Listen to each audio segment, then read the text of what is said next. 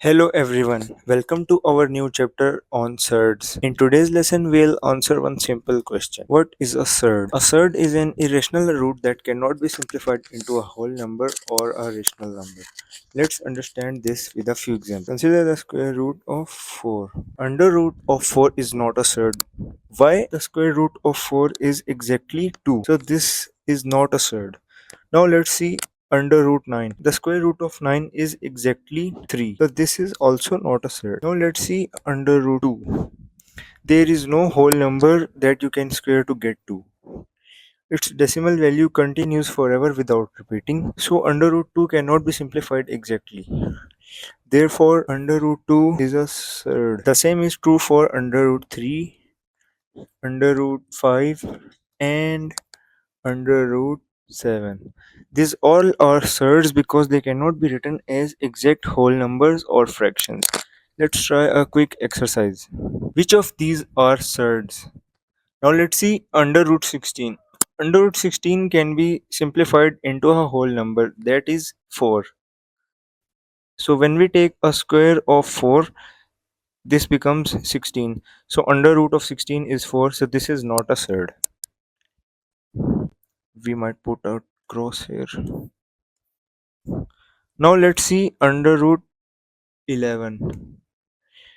So there is no whole number that can come in place of under root 11. Under root, by taking a square under root of 11, will give you a decimal value.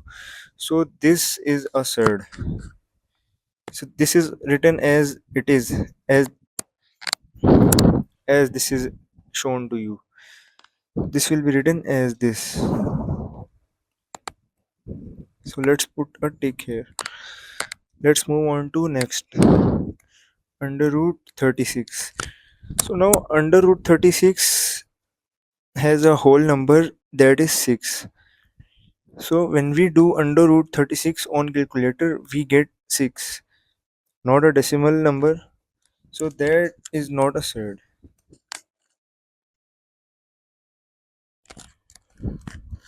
So when we square 6, it becomes 36. So under root of 36 is 6. So this is not a surd.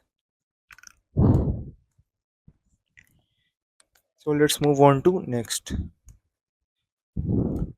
Under root 15. 15 is a surd because it does not have any whole number. Under root 15 is also a surd. Remember this simple rule. If the square root can be simplified exactly, it is not a surd. If it cannot be simplified exactly, then it is a surd.